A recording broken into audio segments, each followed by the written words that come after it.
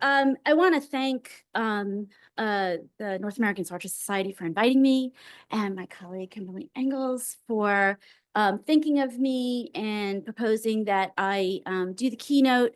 My work, I actually brought my graphic novel and a bunch of the graphic novels that I'm referencing. They're up at front. They're my copies, so you're more than welcome to thumb through them once we're done. If you want to see any of the things in person, they are quite wonderful.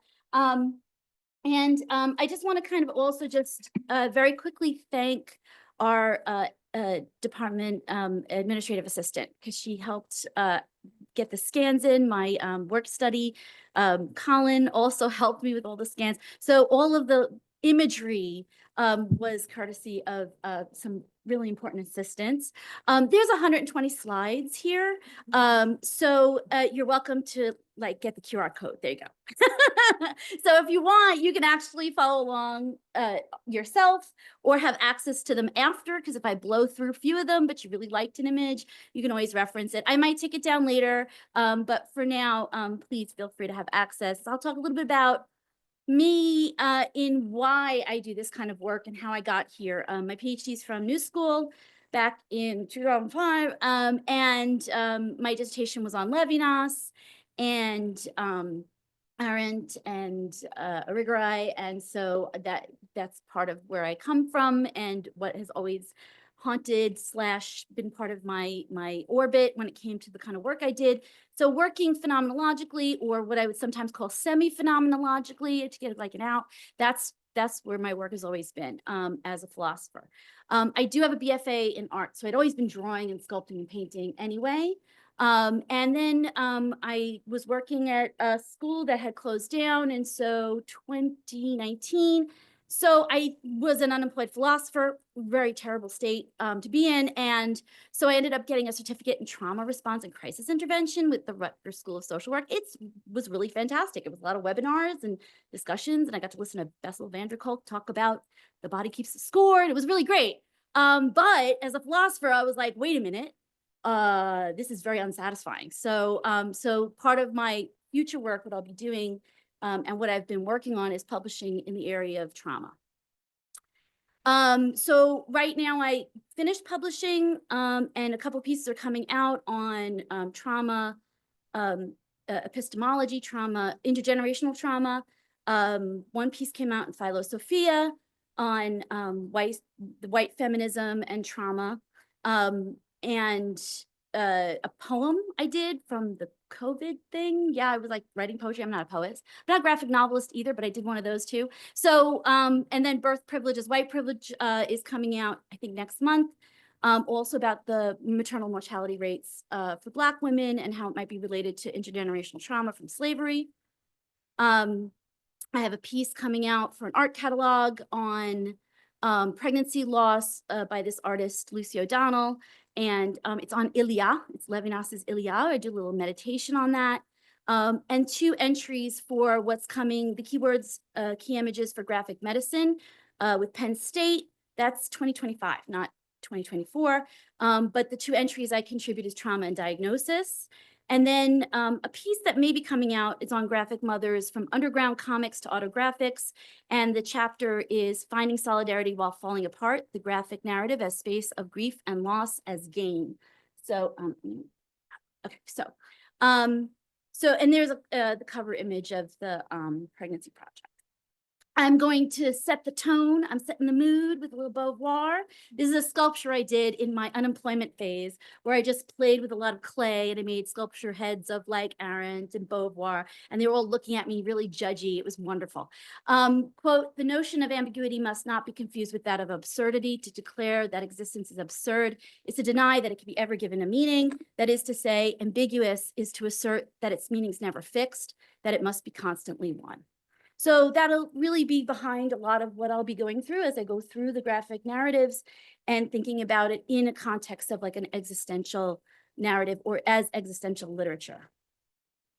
This is the breakdown of that 120 slideshow that's coming.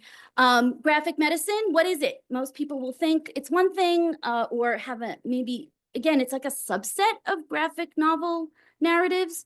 But graphic medicine is this field. There's actually something called the Graphic Medicine Manifesto. I've yet to get my hands on it, but I'm thinking about it. That's an image from the graphic novel of me having my last child through C-section, and I had a tubal ligation. So there's like a surgery scene. Existential narratives will be another part of this. That's actually the entry image for the one I do on trauma in the keywords edition. Anxiety epistemology, this is a little bit as close to where we'll get when we're really thinking about, and I really will ask any of you to like take what affinity you have for Sartre and bring it to this part of the presentation. This is where I find connections with Sartre's work. So that's a scene where I was in recovery chairs after a D&E procedure. And then a theory on trauma is the most hypothetical, not hypothetical, yeah, it's really like in a embryonic state of what I'm thinking about when I think about trauma. So right now I'll give you a little bit of like what I'm up to and where I'm going. And that is actually an image of what's supposed to be chucks, if you know what that is. It's basically like a sheet, a bladder to contain fluids. And because Rowman and Littlefield, when they published the graphic novel, they hadn't done it before. They said I can only do it in black and white, which, you know, if you know anything about bleeding, it doesn't happen in black and white, but I had to find how I could make like that translate in black and white imagery. So that's actually what I remembered, but it ended up being really effective imagery for what I went through in pregnancy loss. And so that's part of also what that theory of trauma is previewing. The content warning is obviously really important because the stuff I'm talking about is actually really hard to write about. So I can imagine it's going to be really hard to listen to. Pregnancy loss, stillbirth, medical trauma, illness, injury, ableism, all those things it's very strong. So I want to give everybody a chance to take a moment. And if any of you in the audience have to like take a moment, I will totally understand because some of this is pretty intense. Okay, so let's start with graphic medicine. I think when I think of, you know, the first question I ask is when thinking about putting this together, and when I was doing anything on the idea of being a graphic novelist, was, you know, how is the graphic novel even literature? How is it even count as something that's worth investing in? How is it not just comics, right? Because we think of comics as really super trivial. And of course, all we have to do is go to the classic, Spiegelman's Mouse, and we go, of course it's literature. How could it not be literature? You know, if you're a philosopher and if you're teaching, it's not like this kind of medium is necessarily part of what we draw from. When we think of literature in relation to philosophy, we think of traditional novels. So using something like a graphic novel as literature, again, not something we would do in philosophy. Maybe we see this in like lit classes. They will dabble. And we do see this actually in primary, secondary schools. They're using that as options for the kids to do it as reading lists. Of course, here I picked the passage where there's like some debate, like, could I take your story and turn it into like a comic book? Isn't it too complicated for comics? I like the little end piece there. It's like, no, let me light a cigarette. I think that embodies the question of like, is it really feasible to think you could take a very complex set of experiences and turn them into like this narrative graphic style? Because it does kind of feel reductionist or seem like it would be reductionist. A parallel question is in the world of feminist work and zines. So what I found was a lot of the people who do feminist theory going into the zine archives for what it did for political conversations and, you know, allowing for a certain kind of politics. Again, zines can be really trivialized as kind of like pamphlets, and they're not really like, you know, canon. But there's some wonderful archives. I think Barnard and Smith both have amazing zine archives that I think is like a treasure trove of intellectual questions, provocations, dialogues. A couple of ones that I think of that really come to mind that are like classic graphic novels. Persepolis, Satrapi also had this turned into a film that she got to direct. And so there's actually a film version of this.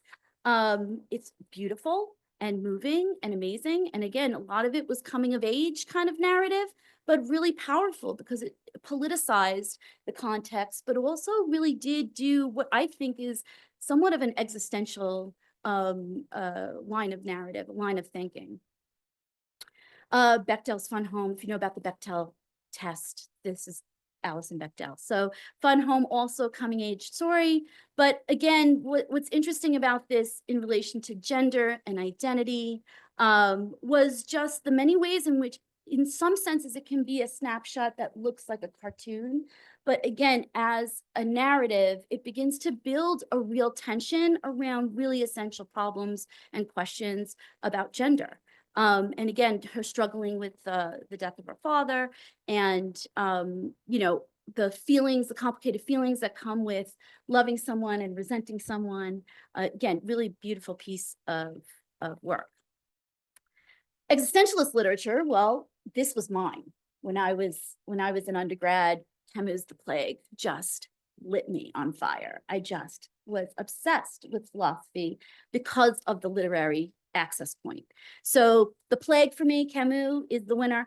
Kim and I had been talking about the fact that, you know, in prepping for this, in doing some mental exercises, I was listening to the audiobook of Sartre's Nausea, and wow, I really, I thought I liked it. I did not, I don't like it. I'm really struggling with it. I was like, it's interesting to do it now and think about that literature after the literature I've been drawing from. It's kind of, well, it's interesting. Beauvoir's too, I tend to struggle. I liked Ellison's Invisible Man as existentialist literature. This is the kind of, you know, the fictionalized dilemma that existentialism, you know, the existentialist themes and stuff. Invisible Man is a rich alternative. And one more, Didion, Plato's Lays. She's the one that wrote The Year of Magical Thinking. She was really wonderful when I was working on grief, but this book is really provocative and it feels really existentialist. And I would argue it's a great piece of like feminist existential literature, but that's just me. So here's also the problem. When we talk about the kind of graphic medicine I'll be talking about today, it is not fiction. These are memoir-like. So the problem is memoir. Memoir has its own kind of baggage, and why graphic medicine and why we could put it in this context, in part because a lot of the memoir work, I associate this with the memoir work in disability, very often is written for a non-disabled audience. So there ends up being these kinds of issues with this very digestible, very like popularized storytelling of someone's life with struggle with things like disability. And of course, the disability narrative sometimes is as if it were a deficit or a tragedy. And there's some kind of overcoming, right? That somehow it all works out in the end. And, you know, memoir work in disability studies communities tends to be really problematic because it confines that narrative to something, I call it a twofold problem. Not only does it add this kind of idea of a overcoming narrative that one can overcome disability, but also that it kind of reinforces a lot of ableist assumptions about disability in those memoir-like storytelling. So here's and again, maybe I'm not being quite fair to Temple Grandin, but a lot of ways the memoir is taken up by the audience is to reinforce things that really aren't very critical and aren't very challenging intellectually to a narrative that would be something transformative. So in the disability community and disability studies scholarship and the disability rights movements, did you see them kind of taking these challenges and fighting off that kind of like, you know, overarching narrative about disability with Nothing About Us Without Us? That's James Charlton. And it becomes a slogan within the disability rights movement, but also Not Dead Yet is another group. And they read, you know, when I ask my students in disability and ethics, like what movies have disability in it, they love Me Before You. And of course, Not Dead Yet can be read very much as a disability snuff movie. Because if you're a disabled person, it just basically tells you you're better off dead. And so I love that kind of resistance that you see in a lot of the disability studies scholarship. But again, this is what happens with one's lived experience that becomes memoir or story. It can get transformed and contained into something that does damage, does kind of like a working harm. I give you an alternative. These are more like what we call in disability studies life writing or autoethnography. And both Alice Wong collects and tells stories about, from the first person position, first person narratives about being disabled, but not as an overcoming, and of course not to promote stereotype or stigma, but to really challenge the ways in which one identifies as disabled and what that can contribute to the kind of concepts of like meaning, of humanity, of and again, Leah Lakshmi Papsina Samrasina's care work, Dreaming Disability Justice, that is a treasure trove of concepts. She talks about things like CRIP emotional intelligence. So coming out of her lived experience, but also providing this kind of knowledge. Sometimes it's also called Epistemology. And I have some references to epistemology here. All right, so here's the problem of graphic medicine. This is what people think it is. It's the pictures in medical contexts that we use, right? So everybody's seen the pain chart. I love how like the cartoony quality, and somehow like if you have chronic pain, you're supposed to somehow like, I'm a 3 or a 4, or like I'm a 9. Like how, should I cry more? And again, it's something really, if we could call up Sartre bad faith here embodied, right? So you can't get more bad faith than this. And again, what kind of dialogue, what kind of exchange does this signal? I think from what we see in the disability studies scholarship, especially around chronic illness and pain, that this is really damaging to the conversation. And of course, this is Ali Brosh's, she wrote Hyperbole and a Half, also amazing. And, Too Serious for Numbers speaks volumes. It tells you so much about how absolutely, poor the conversation is, at least visually, about good treatment, good care in medicine, especially when it comes to pain. All right, this is another one. I love this. The pharmaceutical industry loves their cartoon. They love their like cartoony images and their caricatures. Again, you know who that is, right? That's the Mucinex guy. This is the Abilify. So it turns out they did this campaign where it was like a blue robe that was like depression. And like you get to look at the eyeball stare, right? It's talking about the look, right? So it's like it's so distortive of what the experience of these kinds of illness, disorder, disability. And again, it even conflates illness with disorder with disability in a way that's really, again, I think harmful as a concept, right? So when we think of graphic medicine, we want to kind of like put all that aside. So the imagery around some of the narratives you'll see will be really, really provocative and very rich with metaphor. Here's a primary example. So I'll be pulling from a few anthologies and a few like full graphic novel narratives. And this one I like because this is an example of, in hospital, inhospitable. This is from Ex Utero. And the next slide of it, and I think it's only a 1 page if I remember correctly, is it turns out there's an ectopic pregnancy and they experience it, but they're feeling really ill and that malaise and everything. And of course, once they protest, you can see down there, bitch, fuss, pot. You see like this other dialogue happening about like how problematic you are for feeling ill, right? This is a good example of like what's possible when we really look at graphic medicine as this almost autoethnographic catalog. And this is mine. So my graphic novel, so The Pregnancy Does Not Equal Childbearing Project is a graphic novel sandwiched with a phenomenology of miscarriage and a discussion of grief work and a full philosophy in the back. So it's like a philosophy piece and a graphic novel piece. The graphic novel part is called Miscarriage or Abortion, or Shouting My Abortion in a Graphic Novel.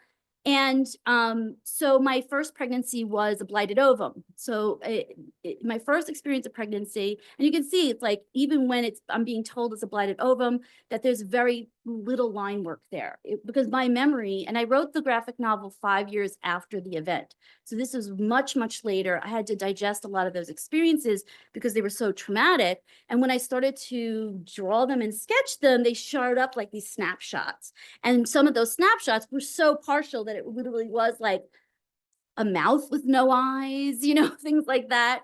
But that was my memory of it.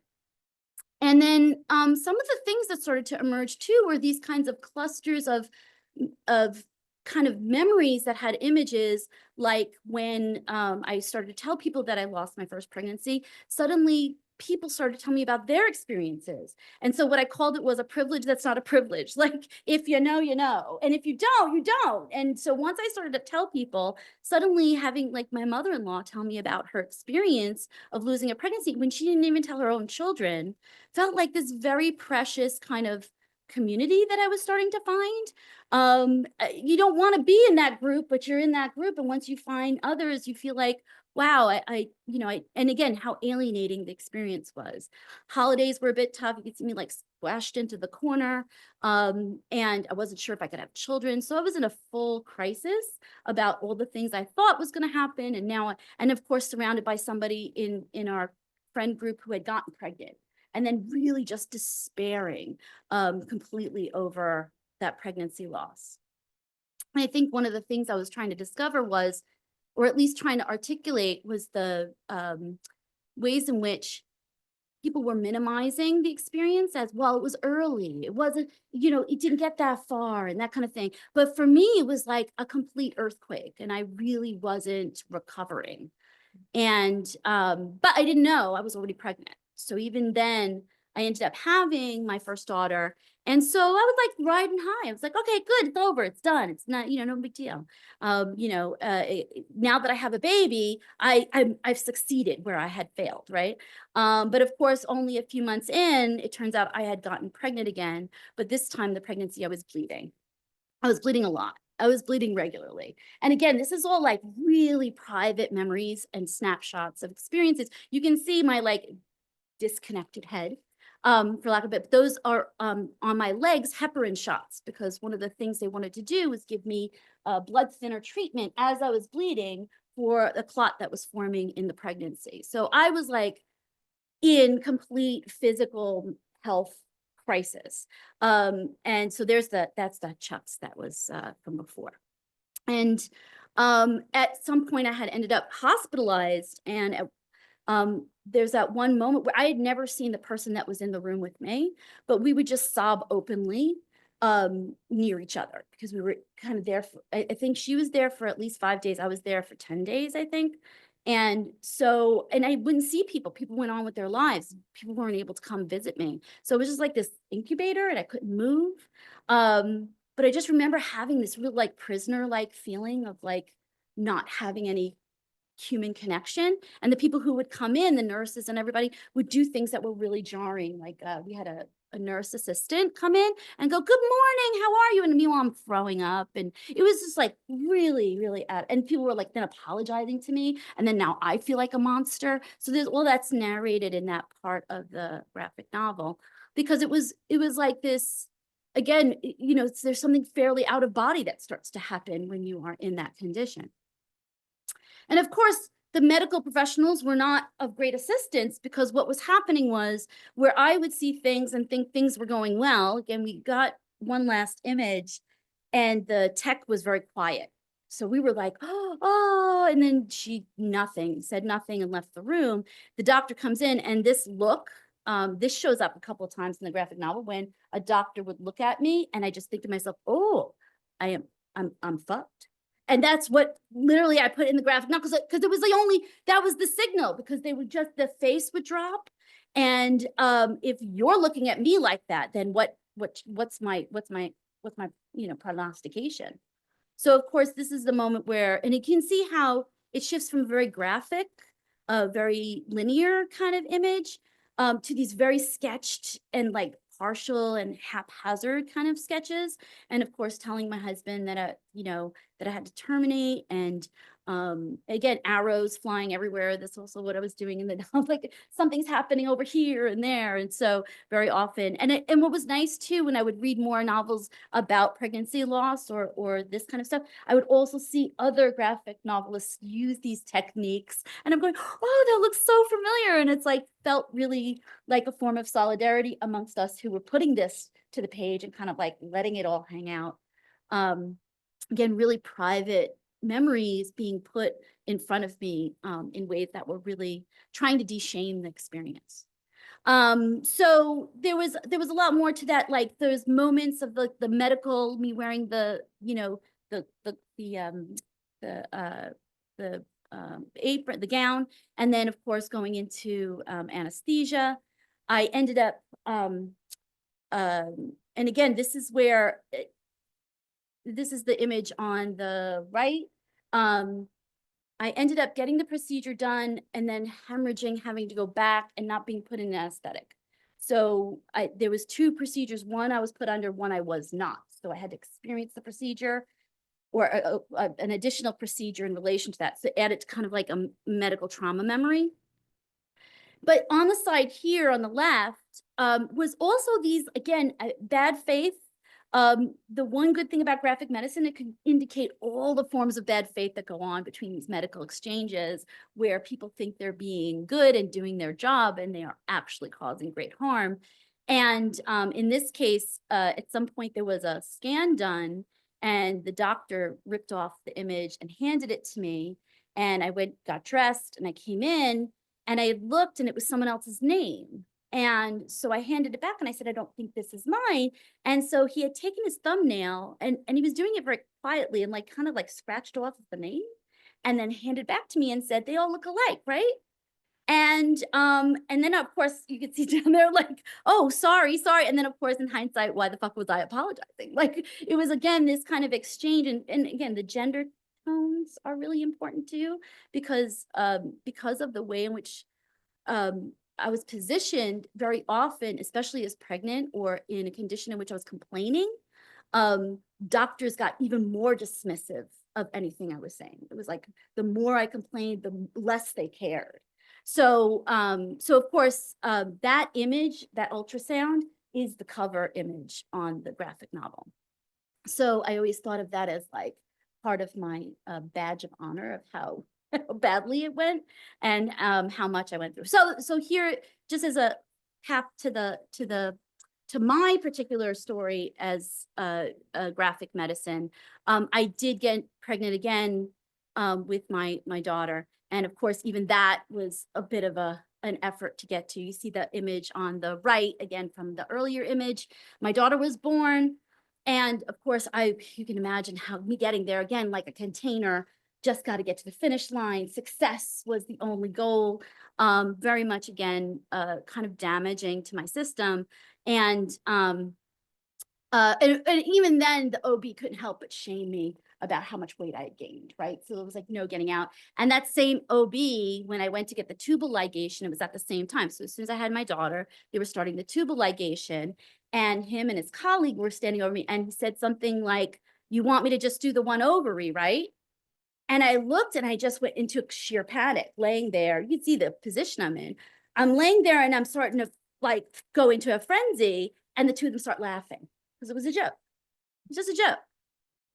So that's how I ended my graphic novel, because of course I couldn't have just the baby in the end, right? So there's no overcoming, there's no happy ending. It's always with a little bit of a like, how dare I try to like,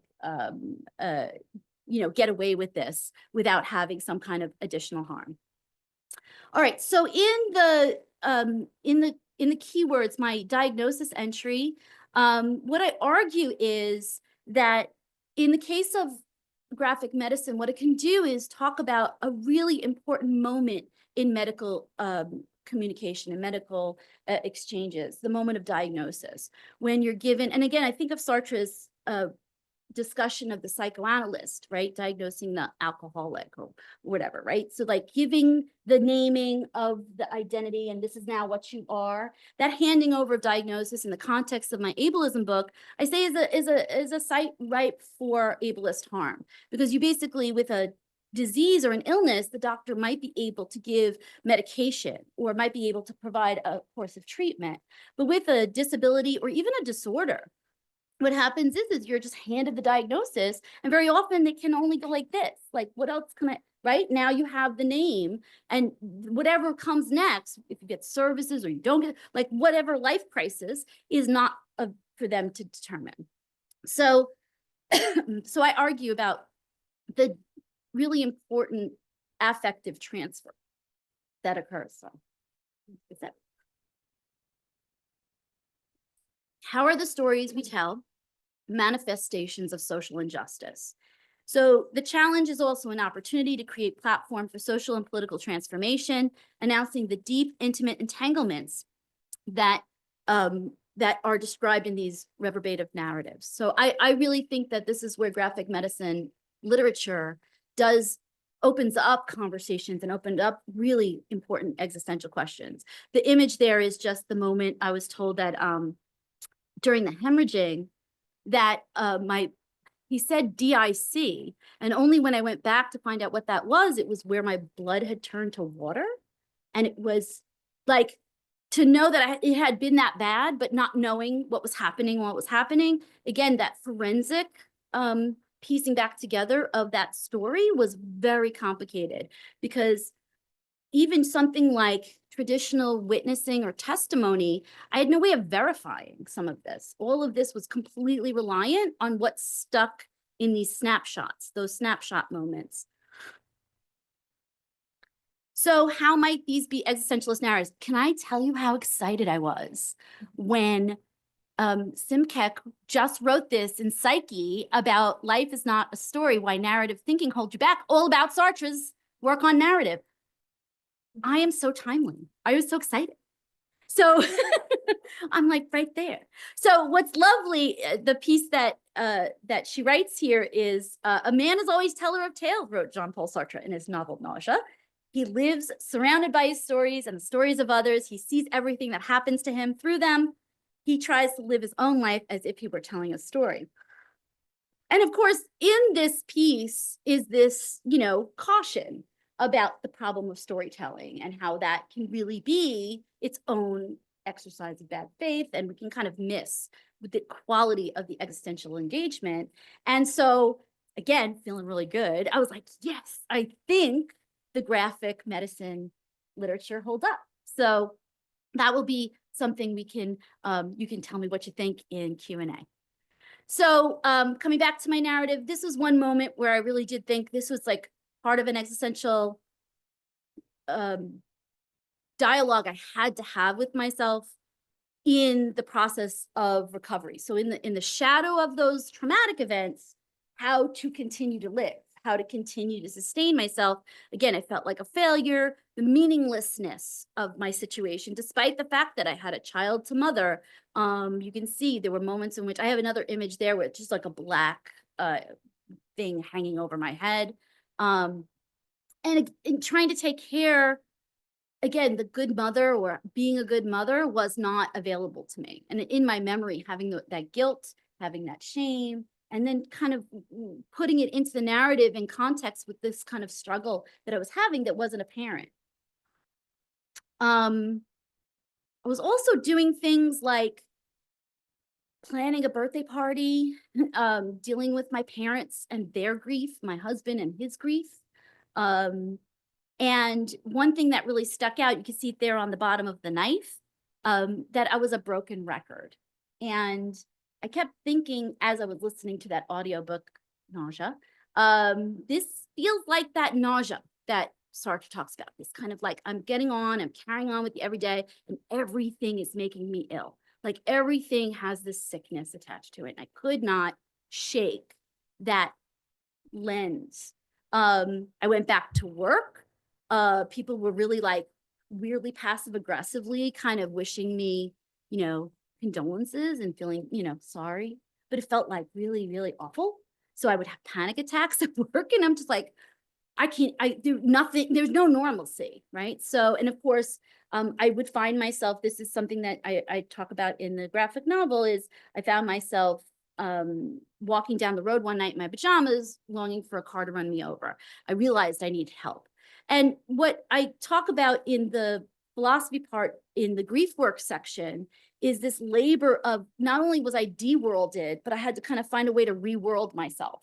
I had to find a way to get like that re-worlding activity, that labor to like not only survive, but somehow get back into the swing was absolutely exhausting. And it was really despair inducing because there was no good reason. There was just absolutely no good reason to keep myself going. We tried to get help. I went to therapy. There's a whole thing about me and my therapist in there, but the parent, couples support group was really interesting because my husband and I, and again, he was grieving differently, but to some degree, like a little corrosively to my grief, because I was like somehow responsible for him and responsible for myself. And so we go to these pregnancy loss support groups. And so I say, you know, there's like some positives. So one, we got to talk about things. And every time he'd say, I'm not saying anything. And then of course he'd open up in the middle of the group. So I was like, all right, well, that's good. That's something. At least that's not for me to have to deal with. And then two, we were hearing about how very reasonable and commonplace a lot of the stories were, right? So like everybody was kind of telling stories, but they were all kind of dealing with stuff in the most reasonable way. No one felt over emotionally irrational. It sounded like everybody was like pretty justified for how they felt and what they were going through, including their partners. And then the third positive was how very different and important everybody's story was. So one woman had so many miscarriages, but no children, that she would ask us, am I a mother? And if I tell you, that haunted me because I was privileged to have a child. So at least I had a live child to take care of. But for her to say, I've had all these, so she would light lights. So I had this image of these tea lights that I imagined. And again, the graphic mother piece that I have that's coming out, I come back and I said, we should all be learning from her about what it is to experience this. Like motherhood should be understood through her lens. Am I a mother is the person who asks, who has, you know, all these miscarriages, all this loss. And then of course, another case, somebody had got a photo album of their stillborn. I wasn't able to do that. That was something that wasn't even offered to me. So would that have changed my experience? Would that have been more traumatizing? And then of course, another woman who whose partner stopped showing up and just, she was so lonely. You could see how absolutely lonely the whole feeling and the experience was. And I felt like each one of them had something to teach and to learn from because we were all so different and yet all kind of like struggling. And the negatives, of course, were really also their own kind of information. We sometimes really like were awful to each other. I think we were all just like so grief-stricken that sometimes people would be really kind of not nice. And the tension was a lot. Sometimes my husband and I would go get coffee or pizza, just like debrief, and we would just recycle all the horrors from the session. So it felt like there was no progress or we weren't like moving in any way. We weren't like getting out of it. It felt a little bit like we were just running in place. And then of course I tried to bond with one of the people in the group who we seemed to get along. We seemed to kind of like be kindred a little bit. And what started to happen was I started to tell her a little bit about my questions. I started to have these like really important questions. What's the role of the doctors in this? Some of them were really awful to them. And we were all kind of cataloging all the awfulness of these medical professionals and dealing with our losses. And then of course, shouldn't pregnancy be more meaningful than having a baby? What happens when, can't pregnancy just be important? Why does it have to always be about the baby? And then of course, shouldn't we defend pregnant women anywhere, whether they want the baby or don't want the baby, no matter their choices? And so as I started to like try to bond with her, I was thinking in my head, should I do a phenomenology miscarriage? But she was like, I've got to go. I don't want to talk to you anymore. So I did end up presenting the work at a conference. And even then it was really, really moving. And it felt like I was fighting for myself again. It felt like I had a way to outlet it. It was really abstract. It was really disconnected from the experience. So it felt liberating. And somebody asked the Q&A, sorry, but what does miscarriage have to do with philosophy? So you can imagine why I needed about 5 years before I did any other things with it. I shelved the work pretty quickly. So in the trauma entry, I talk a little bit about what Susan Squire, who's pretty prominent in the graphic medicine community, talks about in the pathographics. And I have a copy here if anybody wants to take a peek. They offer 3 signal concerns in the way narratives can be built and shared. It's the refusal of stigmatized identity, the insistence on community, and the presence of disability gain.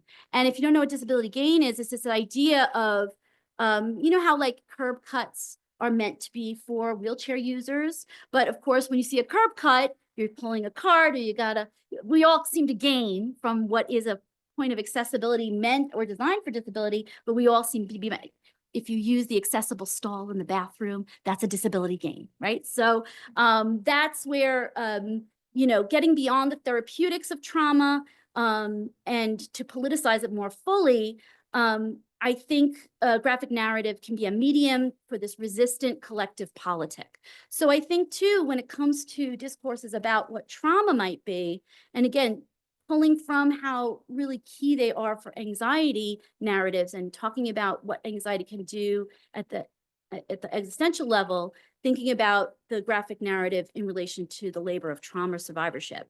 So I pulled from Halberstam's The Queer Art of Failure. Quote, the dream of an alternative way of being, other forms of knowing, a world with indifferent sites for justice and injustice, a mode of being where emphasis falls less on money and work and competition and more on cooperation, trade, and sharing, animates all kinds of knowledge projects and should not be dismissed as irrelevant or naive. So I feel like we're saving graphic medicine from the cartoons, right? So here's one graphic novel narrative. This is about Duran's parenthesis. This is about someone who has dealt with, is it really hard to, okay, I'm gonna go quicker, right? So the short of it is, I think they had seizures and they discovered a brain tumor, and the brain tumor was removed, but there was a lot of time in which they lost their memory, their capacity to function, and again, not really having any kind of medical resource to really support them, eventually going through the process of being diagnosed. And again, the happy-go-lucky look of the doctor, we've got this, we'll figure it out. And then, of course, the actual lived experience of knowing that one is losing a capacity or unable to work in the world in any normal way. I love the doctors tramping along her brain. This is like so illuminating about how medicine can miss the mark when it comes to disorders or disabilities, especially neurological. The shame that comes with it, the shame politics of this, really, really also very powerful. Again, I think of Sartre's look, the idea of gaze, the idea of the loss of control over how one is perceived and how one perceives. This is beautiful. I just find this striking. Again, the narrative analysis is so rich and so inviting. There's so much room to read this. There's a whole part where she talks about her relationship to her mom, and at the very bottom there, just a giant emptiness, trying to get any connection, and any connection back to something familiar or safe was unavailable. And then the drawing started to help with this kind of like process of negotiation of the trauma. The trauma started to, you know, the experience of control was somewhat available, at least as a starting point through the drawing. The relationship of time. The graphic narratives in graphic medicine always do this wonderful work of what happens with the diachrony, what happens with the suspension of clock time. It's a really wonderful alternative chronology that ends up happening. In one of the pieces, they talk about how it's a curatorial time. It's a curated narrative time that ends up challenging a lot of like what is considered calendar time. And then, of course, eventually there ends up being a kind of moment in which one not overcoming what she calls the illness, but having a moment in which there's like an imagining of the future, which I think is beautiful. What a wonderful way to think about what graphic medicine can do, is the idea that one who is disabled or chronically ill can imagine future. Because when you are chronically ill or when you are disabled, very often the present tense is all you can do. And even then, it's very often very tentatively. There are some beautiful catalogs around COVID. A lot of you probably just through your own lived experience know what it is to feel the deep anxiety of a world in suspension, a world in which you're dependent on systems that are failing for care and for safety, and any interventions seem to be almost apocalyptic.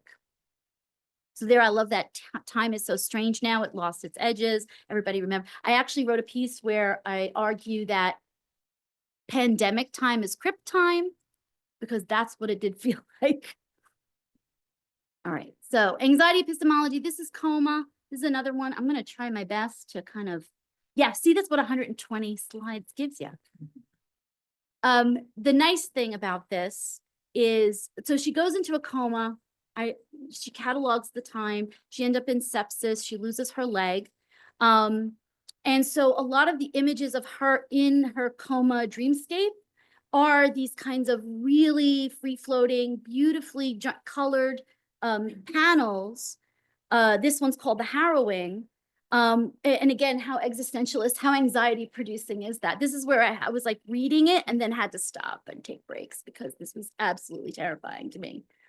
And then her husband's story, he chronicles like what it was to deal in the everyday and try to like keep the family going and talk to the doctors. Sorry. And it's all very sketched. You see very sketch and also in just like monochrome. So there he is. I managed, a lot of it's management. I managed to get in a Hotmail account. I managed to put together people. He had to put together a birthday party like I did. I was like, oh, I see you. And so a lot of it dealing with family members, trying to make small talk. Again, Sartrean nausea, just felt like this is kind of a really wonderful illustration. And then her in this dreamscape, which is, again, a couple of times you do see where she can kind of hear people coming in, like that's her children. And then she has these creatures hovering in the dreamscape and birds, a lot of birds, and her like talking to someone, trying to tell them like, I want out, or they can't be here. And them, you know, arguing with her or fighting her, and her not having any control. And of course, he goes to the therapist and they're like, you're doing a great job. You're coping excellently. You can imagine how absolutely out of body. And I just think Unheimlichkeit, right? Everything is just so, you know, uncanny in this state. These were particularly also really meaningful to me because of the masks of the images of people that would show up in her dreamscape. Again, kind of the stuff of nightmares. That creature, I don't know, that shows up all over in this kind of prehistoric landscape. And then she does wake up at some point, and toward the end, they kind of start joking back and forth together. And there's a lot of the end of that is just letters that were written to her while she was in the coma. People, she just reproduced a lot of the storytelling that was going on while she was in that state. One of the things I'll leave you with, because obviously I might not be able to finish this last part, is in pathographics, they talk about desire paths. And so, you know, moving anxiety out of the language of disorders, right? Because I think of all the ways in which anxiety is pathologized and medicalized. But I think when you deal in existentialist work, you know, the idea of anxiety as a disability, but as not just a disability as an identity framework, but as a orientation and a knowledge. And so Maureen Burdock talks about the idea of trauma and graphic medicine providing what's called desire paths. You guys know what this is? This is the idea that like when you have landscapes and like you keep off the grass, but somehow people keep carving out just like a path they feel like doing anyway.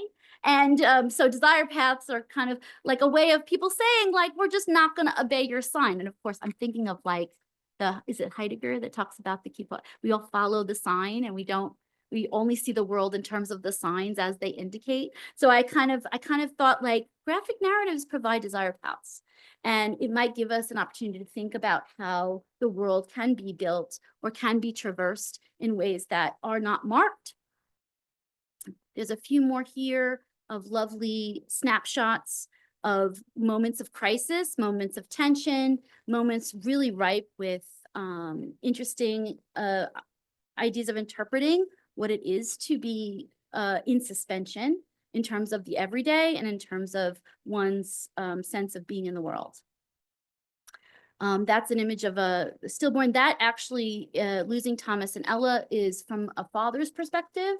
So I thought that was also really interesting because I think with a lot of graphic medicine, some themes also get very stereotyped. And then every once in a while, you do see something that breaks those narrative kind of themes. And of course, this is my favorite. Maybe I'll leave it with this. Janelle Johnson, in a pregnancy loss, gets really mad at the dandelions because those little jerks can grow everywhere. Okay. And I think that's what grief does. Grief makes you angry and disoriented and like really makes you see the world in a very important way. So I'm going to see where I might leave it there. Yeah. Okay. So the grief was exquisite. This is the last part of that Johnson piece. It was also very isolating. Talking about the pregnancy or the miscarriage seemed to make people uncomfortable. So eventually I just stopped talking about it. Sometimes I feel like it feels like it never happened. So I think if anything, maybe I'll leave it here as with graphic medicine, it is an opportunity to reclaim narrative and lived experience that otherwise has no place and has no, venue or medium. So, again, everybody has access to the slideshow, so you're more than welcome to send me an email if you have any questions. But I think I'll leave it there. Yeah.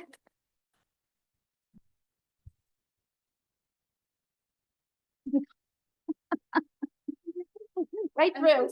Stay. All right, so if anyone has any questions for Jen, on Zoom, you can use the hand raising function. In the room, I can either repeat your question or you can come up and speak it into the mic so that our friends on Zoom can hear as well. Anybody have questions? Yeah. This was really wonderful, really eye-opening. One of the things I'm struck by is the art creates like a very visceral reaction in the viewer. And from that, I have to imagine that this is like not just traumatic from the sort of psychological perspective, but also just the pure bodily knowledge. And that makes me think more of Merleau-Ponty and Sartre as the body as a way of knowing. And then suddenly you are introduced to this brand new knowledge scheme that is in its own ways existentially reorientating and terrifying in some ways. And so I'm wondering if you could like expand on that on sort of like the bodily phenomenon.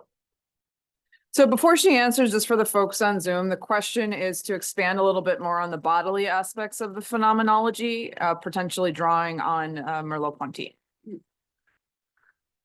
Yeah, I mean, I think this is where it's so ripe for many approaches. And I think when it comes to, the last part I didn't get to discuss is the stuff on trauma. And one of the things that I am really thinking a lot about is that affective transfer option, this idea of like, when it comes to trauma, like vicarious trauma, you see it over and over again, and especially in the COVID chronicles, the trauma as you experience other people being traumatized also becoming like it's life-threatening. Vicarious trauma is you don't have to be traumatized to have that trauma transfer and become equally as traumatizing as the person who's initially traumatized. And so a lot of first-line workers, you saw the suicide rates go up. And so I think, when we think about graphic medicine as being this resource, I think you do see that in some of that literature. You do see medical professionals or people doing that and kind of narrating what it was to kind of watch someone, die without their family members, or not, or trying to help them and knowing that everything you're doing, that moral injury that occurs. So, and I do think that that's where Merleau-Ponty, I mean, I just keep thinking of how very powerful, but reciprocal that exchange is at that visceral level, right? So, and there's so much to be known, especially if it comes to like trauma epistemology, which is my end goal. My end goal is eventually to think of trauma experiences and trauma survivorship as a kind of knowledge. And I think Merleau-Ponty would be a great access point to develop some of that because of what he offers. And again, Sartre wouldn't be able to do that in the same kind of way.